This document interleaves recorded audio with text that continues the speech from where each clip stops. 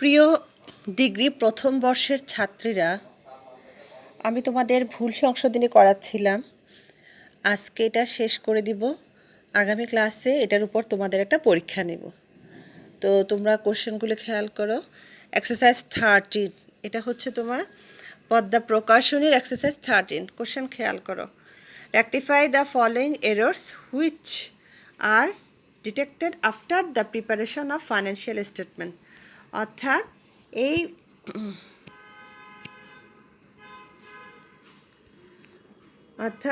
এই ভুল সংশোধনগুলি আমাদের করতে হবে after the preparation of financial statement, অর্থাৎ আর্থিক বিবরণী তৈরি করার পরে গিয়ে আমাদের এই ভুলগুলো সংশোধন করতে হবে।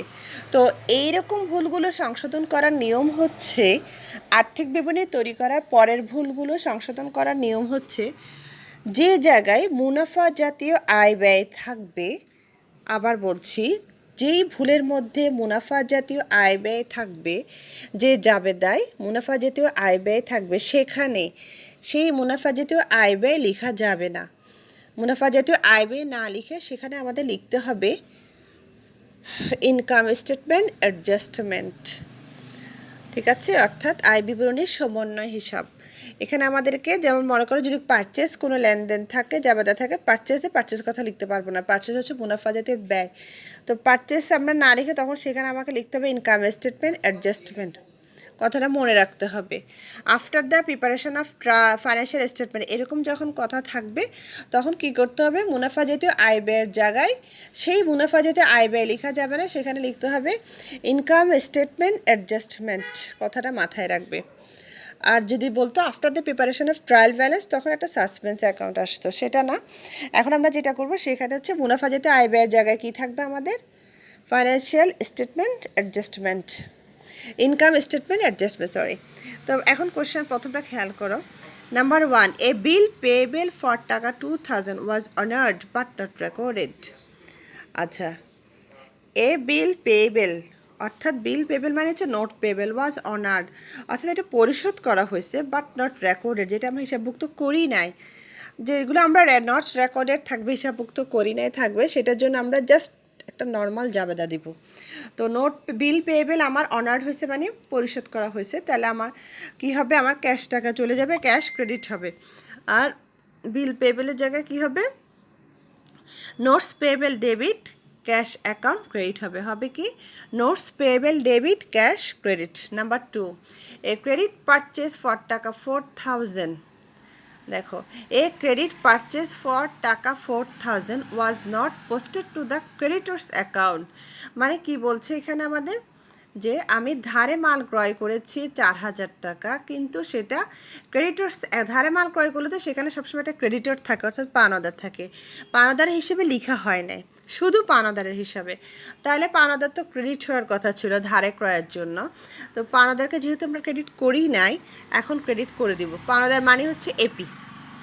আর ডেবিট পাশে যেহেতু লেখার কিছু নাই, তাহলে সেই জায়গায় লিখতে হবে সাসপেন্স অ্যাকাউন্ট, অর্থাৎ suspense account debit, AP account credit. Number 3, return inward মানে আন্তঃফেরত। রিটার্ন ইনওয়ার্ড আন্তঃফেরত, এটা কিন্তু মুনাফা জাতীয় লেনদেন, খেয়াল রাখতে হবে। রিটার্ন ইনওয়ার্ড টাকা 500 ওয়াজ ওমিটেড ইন রেকর্ডিং, অর্থাৎ আন্তঃফেরত হিসেবের বইতে একেবারে লিখাই হয় নাই। তো আমাদের রিটার্ন ইনওয়ার্ড মানে আন্তঃফেরত, আন্তঃফেরতের সাথে অলওয়েজ রিলেশন থাকবে এআরের, দেনাদারের সাথে।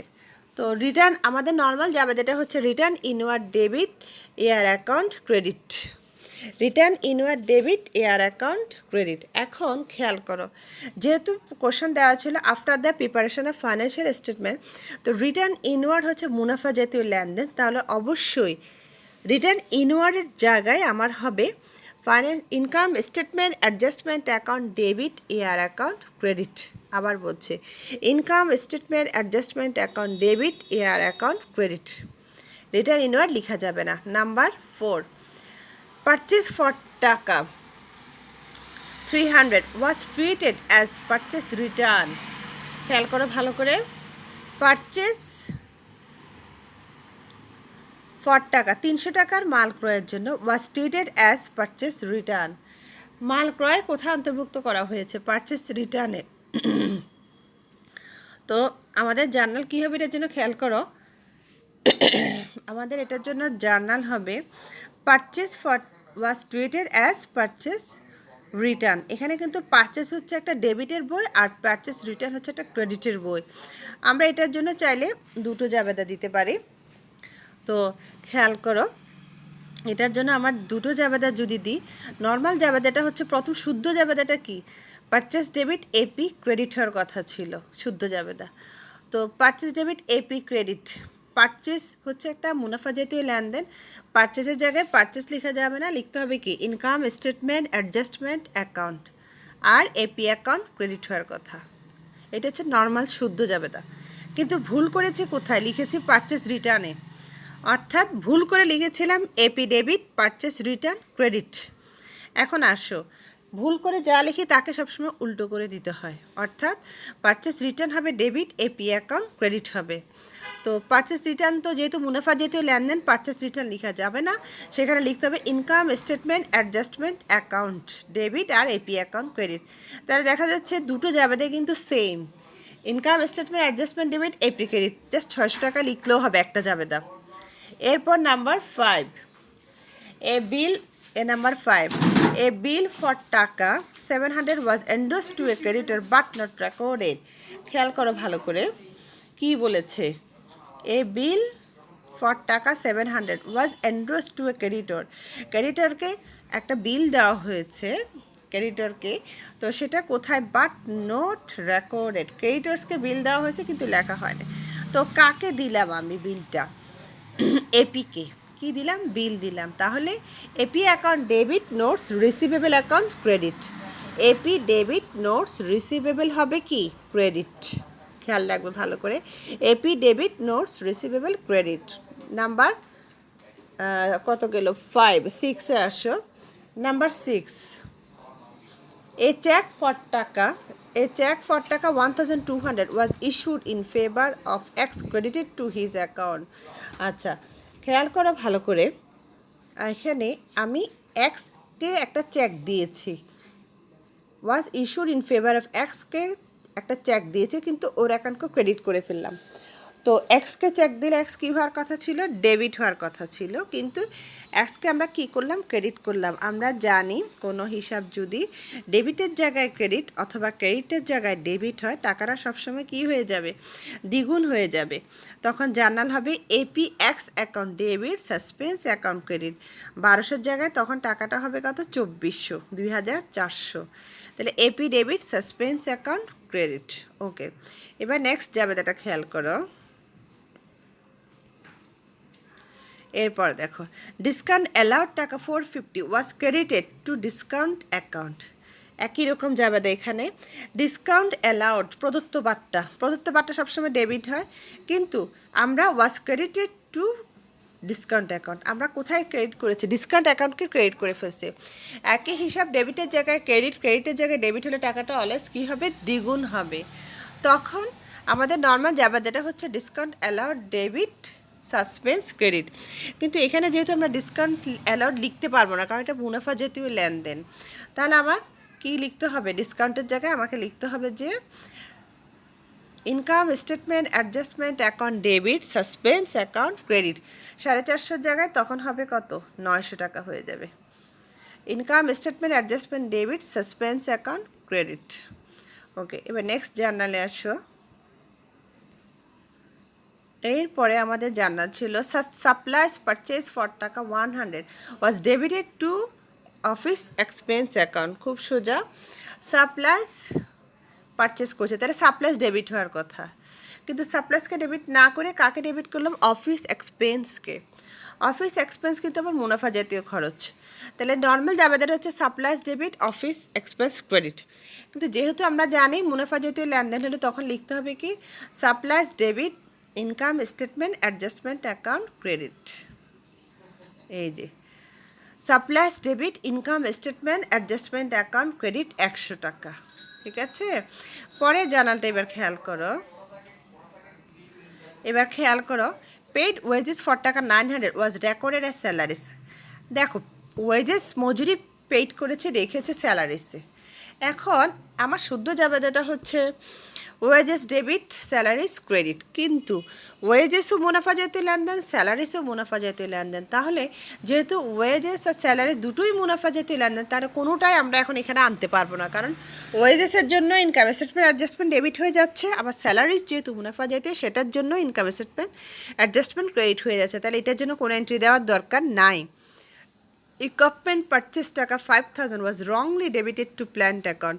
আমি যন্ত্রপাতি কিনেছি, তাহলে ইকুইপমেন্ট ডেবিট হওয়ার কথা, কিন্তু ইকুইপমেন্টকে ডেবিট না করে কাকে ডেবিট করলাম? প্ল্যান্টকে। Wrongly debited to plant account. তাহলে একদম সোজা, ইকুইপমেন্টকে তো আমি ডেবিট করিই নাই, তাহলে এখন ডেবিট করব equipment debit plant account credit 5000। ঠিক আছে, এই হলো জার্নাল। তোমরা প্রথম থেকে দেখে নাও। প্রথম যেটা জার্নাল ছিল সেখানে ছিল notes payable debit cash account credit, number 2 ছিল suspense debit AP account credit, number 3 income statement adjustment debit AR credit. তোমরা একটু দেখে নাও, যেহেতু প্রথমে এটা স্ক্রিনটা দিইনি। এখন তোমরা জার্নালগুলো লিখে নাও কোশ্চেনটা দেখে দেখে।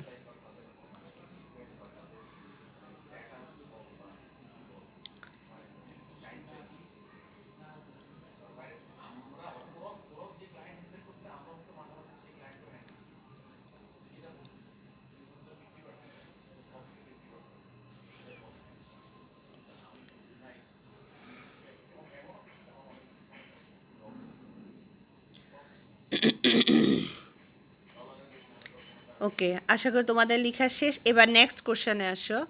এক্সারসাইজ 14 কি বলেছে ভালো করে খেয়াল করো। আমাদেরকে বলেছে রেকটিফাই দ্য ফলোয়িং এরার্স। এখানে কিন্তু কিছু বলে দেওয়া নাই।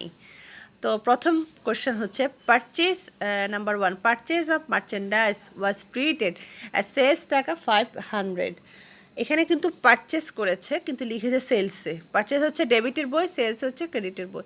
এরকম যখন থাকবে আমরা জানি জান্নাত দুটো দিতে হবে। প্রথম পারচেসের নর্মাল জাবেদা, তারপরে সেলসের, প্রথম পারচেজের হবে নর্মাল জাবেদা, তারপর হবে সেলসের জন্য। পারচেজের নর্মাল জাবেদাটা কি হবে?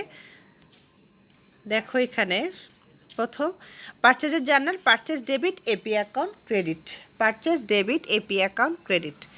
এরপরে ভুল করে যে সেলসে লিখেছে তার জন্য জার্নাল ছিল এয়ার ডেবিট সেলস ক্রেডিট, ভুল ছিল জাবেদা এটা, কিন্তু ভুলকে উল্টো করে দিলে হবে কি sales debit AR account credit হবে। ওকে, তারপরে জার্নালটা খেয়াল করো। এরপর নাম্বার 2 ছিল accounts payable was debited instead of account receivable. Accounts পেয়েবলকে ডেবিট করেছে কার জায়গায়? অ্যাকাউন্ট রিসিভেবলের জায়গায়। তাহলে এটা শুদ্ধ জাবেদাটা কি হবে খেয়াল করো। আমরা অ্যাকাউন্টস পেয়েবলের জায়গায় কাকে লিখলাম? অ্যাকাউন্টস রিসিভেবলকে। তাহলে অ্যাকাউন্ট পেবেল তো ক্রেডিট হওয়ার কথা, অ্যাকাউন্ট পেবেলকে ক্রেডিট করে দিব আর অ্যাকাউন্টস রিসিভেবলকে ডেবিট করে দেবো, কারণ যেহেতু রিসিভেবলকে ভুল করে আমরা ক্রেডিট করে ফেলেছি। তাহলে accounts receivable debit, accounts payable account credit. এরপরের জার্নালে আসো নাম্বার 3, সেলস রিটার্ন অফ টাকা 250, বিক্রয় ফেরত 250 টাকা। কী করা হয়েছে? সেলস রিটার্ন অফ টাকা 250 was recorded as 520। Sales return ছিল 250, কিন্তু রেকর্ড করছি 520, তো বেশি টাকা দিয়ে রেকর্ড করে ফেলছি। সেলস রিটার্নের নর্মাল জাবেদা হচ্ছে কি? Accounts receivable, sales return debit, accounts receivable credit. বিক্রয় ফেরত ডেবিট হয়, এয়ার হয় ক্রেডিট। 250 টাকার জন্য কিন্তু বেশি লিখে ফেলছি।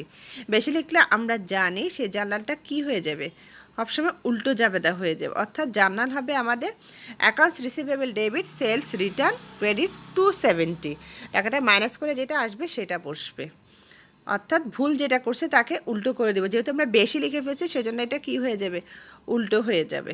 তারপরে আসে এবার রিপেয়ার্স অফ ইকুইপমেন্ট, যন্ত্রপাতি মেরামত, টাকা 600 ওয়াজ ডেবিটেড টু ইকুইপমেন্ট অ্যাকাউন্ট। একেবারে সোজা, যন্ত্রপাতি মেরামত করলে রিপেয়ার এক্সপেন্স ডেবিট হওয়ার কথা, কিন্তু ভুলে আমরা ডেবিট করছি কোথায়? ইকুইপমেন্টে।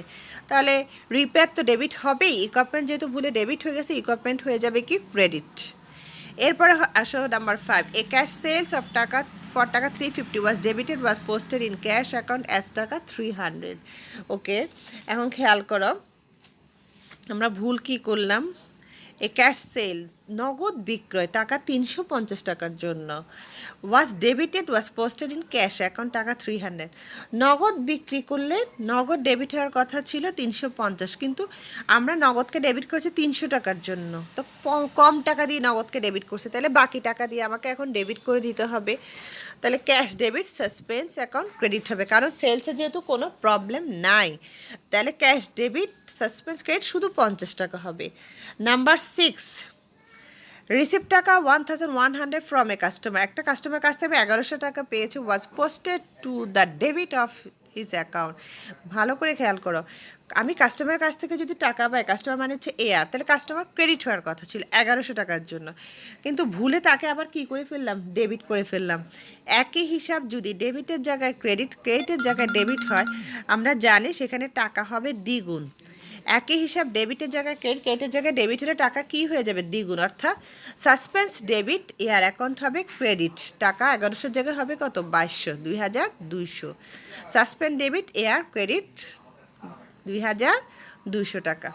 আচ্ছা, তারপরে আসে এবার নেক্সট কোশ্চেনে, আমরা গেলাম কত, 6-এ গেলাম, এবার আসো 7, পারচেস অফ ফার্নিচার টাকা 8000 ওয়াজ ডেবিটেড টু ড্রয়িংস অ্যাকাউন্ট। খুবই সোজা, ফার্নিচার পারচেস করছি, আসবাবপত্র ক্রয় করলাম 8000, তাহলে ফার্নিচারকে তো ডেবিট করিই নাই, ডেবিট করলাম কাকে, ড্রয়িংসকে।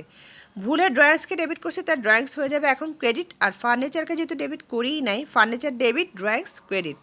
নাম্বার 8, পেইড টাকা 700 to a creditor was not posted to creditors account. আমি ক্রেডিটর্সকে পেইড করলাম, কিন্তু আমরা ক্রেডিটর্সের অ্যাকাউন্টে লিখি না, ক্রেডিটর্স মানে হচ্ছে এপি, এপিকে পেইড করলে এপি ডেবিট হওয়ার কথা, কিন্তু আমরা হিসাবের বইতে লিখি না, এপিকে লিখি না, ডেবিট করি না, তাহলে এখন ডেবিট করব, এপি ডেবিট সাসপেন্স অ্যাকাউন্ট হবে কি, ক্রেডিট হয়ে যাবে। AP debit suspense account credit, খেয়াল করো এই যে AP debit suspense account credit হবে 700। ওকে, তারপরে এন্ট্রিগুলো খেয়াল করো। Number 9, purchase account was undercast, এটা তো অনেকবার করছো, পারচেজ অ্যাকাউন্টকে কম লিখছি, তো পারচেজ হচ্ছে ডেবিটের বই, কম লিখলে ওকে আমরা আবার ডেবিট করব, purchase debit suspense credit 200। Number 10, cash sell of টাকা 400, নগদ বিক্রয় 400 টাকা, কিন্তু সেল অ্যাকাউন্টে লিখি নাই, তো সেলস অ্যাকাউন্টে লিখি না 400 টাকা, যেহেতু সেলস অ্যাকাউন্টে লিখি নাই, এখন লিখবো, তাহলে হবে কি, suspense debit sales account credit, অনিশ্চিত ডেবিট বিক্রয় হিসাব ক্রেডিট, টাকাটা হবে 400, suspense debit sales account credit 400। ঠিক আছে, এই হলো আমাদের আজকের জাবেদা। আমি সলিউশনগুলো আবার দেখাচ্ছি তোমাদের, একটু খেয়াল করে নাও।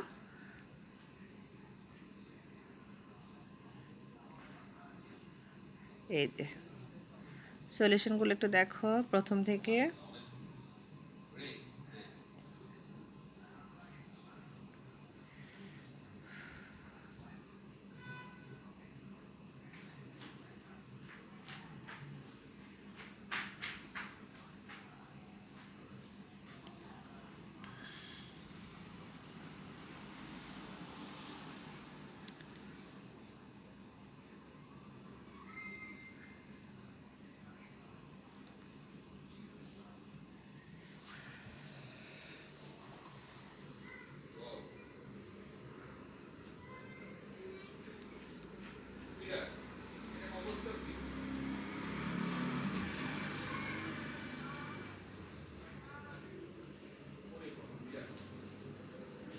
ওকে, এই হচ্ছে আমাদের আজকের কোশ্চেন, তোমরা প্রিপারেশন নিয়ে রাখবে, আগামী ক্লাসে আমি তোমাদের পরীক্ষা নেব।